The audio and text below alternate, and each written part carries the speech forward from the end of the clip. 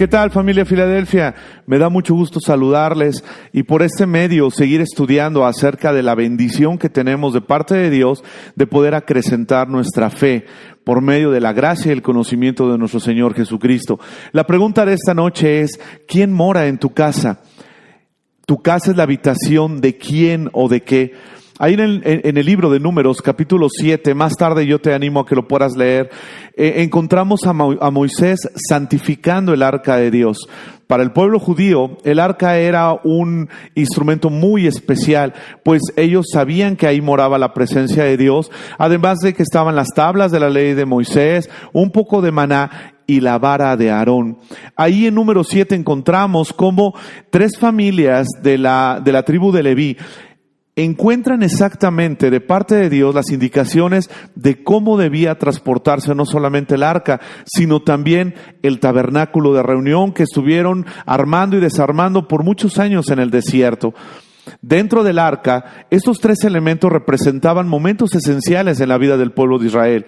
La forma de cómo conducirse, la autoridad de Dios delegada a los líderes que Él levanta y la provisión en medio del desierto.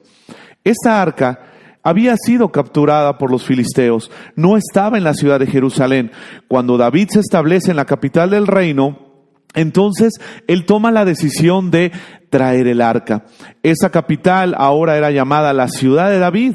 Nosotros sabemos perfectamente bien que David se levantó como uno de los grandes adoradores de Dios, que compuso salmos, cánticos a Dios. Siempre su corazón estaba conforme al corazón de Dios.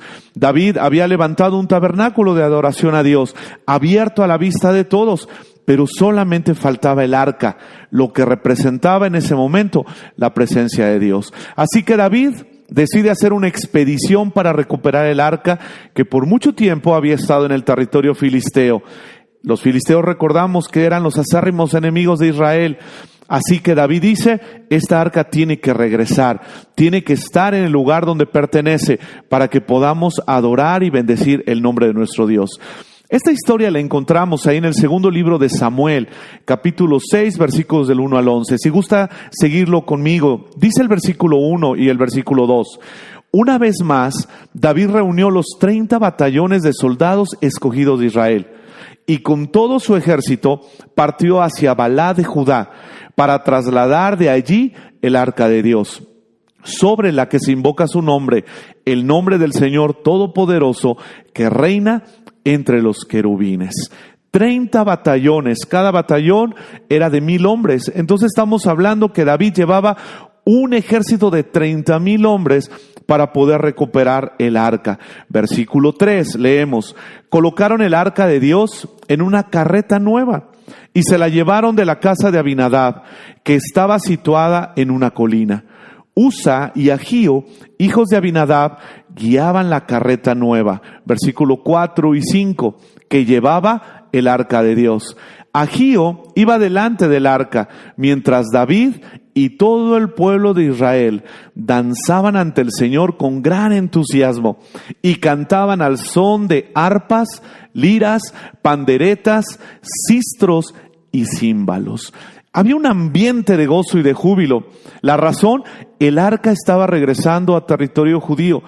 Podemos nosotros destacar que siempre en todas las fiestas, en todos los eventos y las manifestaciones del corazón de David como rey, siempre había música, siempre había danzantes, siempre había cantores, siempre había gente que estaba preparando un ambiente y una atmósfera especial para alabar y bendecir a nuestro Dios.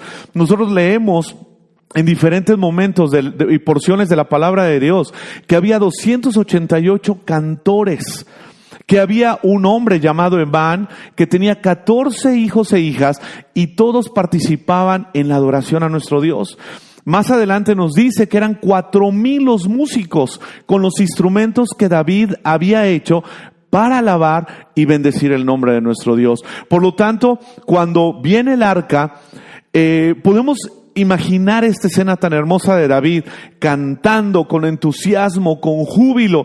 Y había diferentes instrumentos para alabar el nombre de nuestro Dios. Muchos de nosotros ya extrañamos el venir a fila, el poder estar en este tiempo de alabanza y cantar a nuestro Dios con júbilo.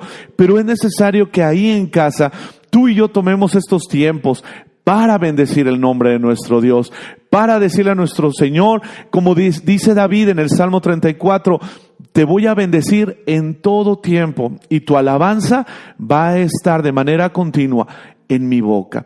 Todo iba perfectamente bien. El arca estaba siendo transportada de regreso a la ciudad de David. David, junto con toda la gente, junto con todo el ejército, cantando y alabando el nombre de nuestro Dios. Pero checamos aquí un suceso muy especial. Versículo 6. Al llegar a la parcela de Nacón, los bueyes tropezaron. Pero Usa, extendiendo las manos, sostuvo el arca de Dios. Versículo 7. Entonces la ira del Señor se encendió contra Usa por su atrevimiento y lo hirió de muerte ahí mismo, de modo que Usa cayó fulminado junto al arca. Encontramos aquí a dos personas. Si usted recuerda, estábamos hablando de Usa y Agío, que eran los hijos de Abinadab. Ellos iban guiando la carreta. ¿Qué pasa? Hay un problema, tropieza e inmediatamente Usa siente la necesidad de detener con su mano el arca y cae fulminado en ese momento. David había cometido un error y un hombre estaba muriendo por su descuido. Si usted lee más adelante ahí, como le dije en Números capítulo 7, encontramos que cuando Moisés está bendiciendo el arca, la está santificando, entonces dice que toda la gente trajeron carretas y bueyes. Eran 3 familias las que pertenecían a Leví, que eran Coat, Merari y Gersón. Gersón se encargaba de todos los utensilios del tabernáculo de la parte externa. Merari se encargaba de los utensilios de la parte interna. Y Coat se encargaba de todos los utensilios más sagrados. La mesa de los panes, la lámpara y por supuesto también el arca. Cuando toda la gente empieza a traer ofrenda y empieza a traer carros y bueyes, Moisés recibe la orden de parte de Dios que le entregue a cada una de las familias levíticas carros y bueyes para hacer su trabajo. A los de Gersón les dio 8 carros, a los de Merari les dio 4 carros, pero a los de Coat no les dio ni un solo carro. Porque el Señor dijo que todos los utensilios más sagrados tenían que ser transportados en los hombros de las personas. Encontramos muchas enseñanzas al respecto. Todos aquellos que tenemos el deseo de servir al Señor, que tenemos el deseo de entregar nuestro corazón, vamos a tener que sacrificar muchas cosas, pero lo haremos por amor. Vamos a tener que entregarle por fe a nuestro Dios muchas otras en obediencia, en compromiso. Y esta es la representación más exacta de lo que hace un siervo de Dios, un adorador de tiempo completo. Porque los de Coat no iban a recibir carros. El arca de Dios, con todos los otros utensilios sagrados, no iban a ser transportados en arcas. No iban en carros, sino que tenían que llevarlos en sus hombros. ¿Qué pasa? David comete un error. David estaba tan emocionado, David estaba tan lleno de júbilo, que pasa por alto estas instrucciones. Y entonces el arca lo sube a una carreta. ¿Qué pasa? Es tocada el arca y entonces Usa inmediatamente muere. Dios da instrucciones precisas sobre cómo vivir agradándole. Y por fe nosotros las aceptamos y obedecemos. El cristianismo, déjame decirte que es la representación clara y precisa de las enseñanzas de Jesús. No tiene que ver con me gusta, yo quiero, siento, es algo que me agrada, no, sino que Dios dice y nosotros obedecemos, sino que Dios manda y nosotros caminamos. Hoy en día hay mucha gente que se mueve por sus sentimientos, por lo que le gusta, por lo que quiere, por lo que le llena, pero déjame decirte que la fe va más allá de cualquier sentimiento, porque la fe está situada en las convicciones de las personas. Muchos de nosotros Tal vez en este tiempo estamos diciendo, ay, cómo extraño ir a la iglesia, ay, cómo extraño fila, pero realmente tiene que convertirse en una convicción del por qué venir a adorar a nuestro Dios todos juntos como un cuerpo, porque ya durante la semana, ahí en el lugar donde nosotros vivimos, trabajamos, donde nosotros interactuamos, estamos nosotros sirviendo a nuestro Dios, estamos adorándole de todo corazón y no en base a cómo nos gusta, no en base a cómo nosotros queremos, sino en base a lo que Dios desea. Nadie quita el júbilo de David, de venir cantando, de venir alabando a Dios, pero pasó por alto una de las instrucciones más precisas de parte de Dios, que el arca no podía ser transportado en un carro, sino tenía que ser llevado en hombros. En el versículo 8 encontramos un suceso muy especial, porque dice, David se enojó, porque el Señor había matado a Usa, así que llamó a aquel lugar Pérez Usa, nombre que conserva hasta el día de hoy. Yo quiero pensar que el enojo de David era más confusión que otra cosa, porque él sabía perfectamente bien que en ese momento Dios no lo estaba respaldando. Al momento de ver cómo cae fulminado Usa, yo creo que toda la música se detuvo, el rostro de David cambió, se modificó, porque algo estaba pasando. Dios no estaba respaldando la manera en la que David estaba haciendo las cosas. Muchos de nosotros nos enojamos cuando algo no nos sale bien. Y muchas veces le decimos, Señor, ¿por qué no me bendices? Señor, ¿por qué no caminas conmigo? Y es ahí cuando tú y yo tenemos que ir a esa palabra del Salmo 139, versículos 23 y 24, como lo dice David. Examíname, oh Dios, y ve si en mí hay camino de perversidad. Examíname, oh Dios. David necesitaba hacer un alto y examinar en qué había fallado. David necesitaba pararse en seco y preguntarle a Dios, ¿qué fue lo que estoy haciendo mal? ¿Qué fue lo que hice mal? Versículo 9. Aquel día David se sintió temeroso del Señor y exclamó, es mejor que no me lleve el arca del Señor. Y como ya no quería llevarse el arca del Señor a la ciudad de David, ordenó que la trasladaran a la casa de Obed-Edom, nativo de Gat. Déjame decirte que una de las virtudes de David es que sabía cómo entender sus errores. Y él sabía perfectamente bien cómo arrepentirse delante de Dios. Tomó una decisión que puede ser llamada una derrota, pero que terminó siendo una victoria. Recordemos que David tenía en su corazón la firme intención de regresar el arca de Dios, la presencia de Dios, para ponerla en medio del tabernáculo que él había levantado de adoración permanente, porque dice la palabra de Dios que continuamente había alabanza a nuestro Dios, de día y de noche, que la gente que estaba dedicada para esos menesteres dormía ahí cerca, estaba preparada, estaba lista para alabar y bendecir el nombre de nuestro Dios. Y tal vez podía ser tomado como una derrota. David no pudo llevar el arca. David tiene que regresar a la ciudad de David, a su propia ciudad, derrotado, con las manos vacías. Pero déjame decirte que muchas veces nuestras derrotas son porque necesitamos aprender a manejar nuestros asuntos como Dios lo desea, de la manera como Dios nos lo está marcando. Leemos ahí que ya no quiso llevarse el arca.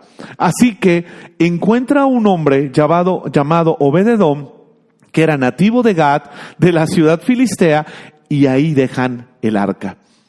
Tú y yo necesitamos pedir sabiduría a Dios para poder reconocer qué es lo que estamos haciendo mal. Que le podamos decir a nuestro Dios, ¿está fallando mi fe? ¿Estoy renegando contra ti por lo que está pasando? Señor, ¿por qué no siento que estás conmigo? ¿Por qué no siento que estás más cerca de mí? Después de esta pandemia, muchas personas estaremos más cerca de Dios, pero también muchas personas estarán más lejos de Dios. Habrá muchas personas que estén enojadas, confundidas, que estén resentidas, pero también habrá muchas personas que estemos agradecidas, porque el Señor tiene un plan. Eso es fe. cuando aún no ves lo que Dios está haciendo, cuando aún no entiendes cuál es el plan que Dios tiene en marcha, pero aún así lo crees, lo vives y lo agradeces. Eso es la fe. Versículo 11, fue así como el arca del Señor permaneció 3 meses. 3 meses en la casa de Obed-Edom de Gat. ¿Y cuál fue el resultado? Y el Señor lo bendijo a él y a toda su familia. Tal vez David podría decir, esa bendición yo la quiero, esa bendición era para mí, pero Dios tenía un plan mucho mejor. Aparentemente David se había equivocado, aparentemente David había cometido un error, pero Dios es el único que puede convertir nuestros errores en victorias. Dios es el único que puede cambiar un corazón lleno de fracaso en un corazón vencedor, ganador, porque Él es el Dios maravilloso y todopoderoso, que hasta el corazón más duro lo convierte en un corazón de carne. ¿Qué pasa? David no puede llevar el arca. Se la llevan a la casa de un hombre llamado Obed-Edom. Déjame decirte que este hombre era levita y era un descendiente de Coat. Por lo tanto, el arca estaba en un lugar seguro. ¿Qué pasa? El simple hecho de que el arca estuviera ahí en su casa produjo que hubiera gran bendición. 3 meses. 3 meses esa arca estuvo ahí. Seguramente Coat estuvo agradeciendo por la presencia de Dios, estuvo enseñando lo que significaba, estuvo compartiendo a todos los que estaban cerca de él lo que representaba tener en su propia casa la presencia de Dios. Obed-Edom tuvo la oportunidad de gozarse con la presencia de Dios. Déjame decirte que tú y yo tenemos la oportunidad de gozarnos en la presencia de Dios. 3 meses, 1 mes, no, por toda una eternidad. Pero la pregunta es, ¿quién habita tu casa? ¿Quién habita tu casa? Tal vez te has preguntado, Señor, ¿por qué no me bendices? Señor, ¿por qué estamos pasando por esta situación? Señor, abre mis ojos, dame la oportunidad de entender. Y es ahí cuando Dios empieza de una manera maravillosa a revelarse a tu vida y hacerte entender y comprender que todo lo que está pasando es producto de un plan eterno.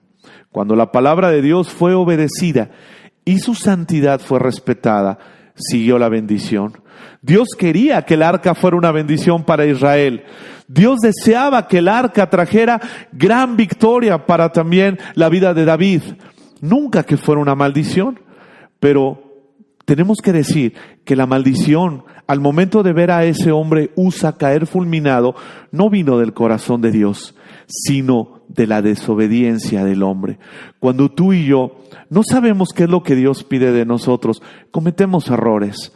Cuando tú y yo somos impulsivos y actuamos solamente por nuestras corazonadas o actuamos solamente en base a nuestro carácter que es voluble, vulnerable, nos equivocamos. Pero cuando le preguntamos a Dios, ¿qué deseas, Señor, para mi vida? Entonces es ahí cuando podemos disfrutar de la bendición clara, sencilla y permanente de Dios.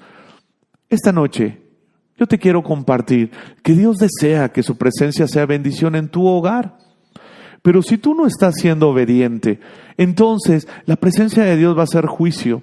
Y dice el escritor de Hebreos que horrenda cosa es caer en manos de un Dios vivo. David al final lleva el arca de Dios a su ciudad y tiempo de adoración y paz le siguen en su reino. Pero David tuvo que aprender a adorar a Dios en obediencia y santidad.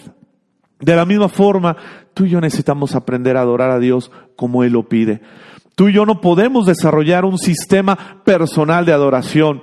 Dios necesita ser adorado como Él lo ha dicho. Señor, te voy a adorar como yo siento. Señor, te voy a dar lo que yo creo. Señor, te voy a orar en el momento que yo lo crea conveniente. No, tenemos que preguntarle a nuestro Dios, ¿qué es lo que deseas de mí?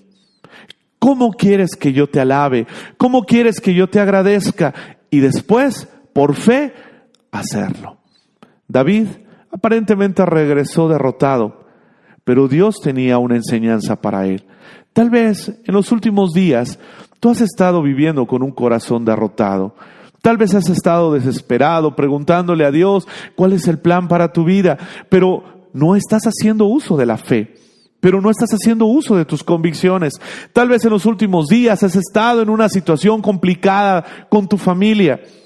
No estás haciendo uso de la fe, que todo lo que viene para las personas que agradan a Dios es para su bien, porque Dios tiene pensamientos de bienestar para sus hijos.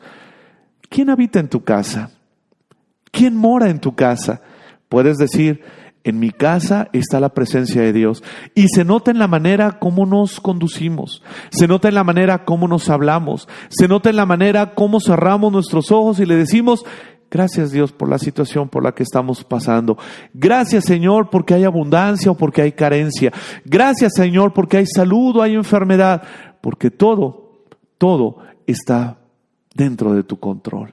En esta hora, yo te invito a que tú puedas reflexionar y decirle a Dios: examíname, Señor. Examíname, Padre amado, y ve si hay en mí camino de perversidad. Quiero tu bendición, no quiero juicio. Quiero que tu presencia sea de bendición en mi hogar en esta hora. No que sea una situación de maldición. Que sea horrendo el que tú estés aquí, Padre amado. ¿Por qué? Porque estás viendo que yo no estoy con mis manos limpias, con mi corazón puro, sirviéndote.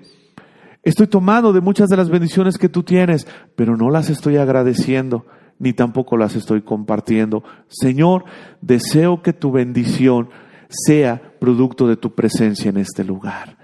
Padre amado, llena este hogar, llena mi hogar con tu presencia. Que cada uno de los miembros que estamos aquí, Señor, tú te derrames en nuestros corazones. Antes que otra cosa, te agradecemos porque tenemos vida. Te agradecemos porque, Señor, todavía podemos alabarte y bendecirte con nuestra boca y con lo profundo de nuestro corazón. Señor, aumenta nuestra fe. Que nosotros podamos entender que todo lo que está pasando es porque tú tienes un plan.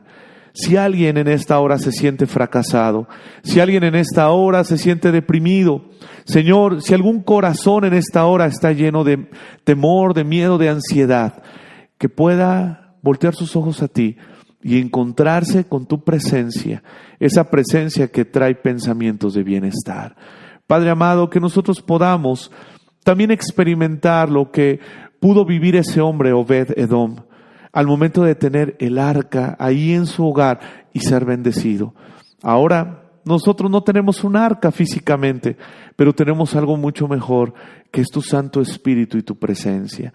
Padre amado, que nuestro hogar sea lleno de tu presencia y que cada una de las acciones, pensamientos o decisiones que tomemos sea para honra y gloria de tu nombre solamente. Gracias por amarnos, gracias por escucharnos y gracias, Padre amado, porque nunca nos dejas. En el precioso nombre de Cristo Jesús oramos. Amén. Que tengas una noche muy bonita.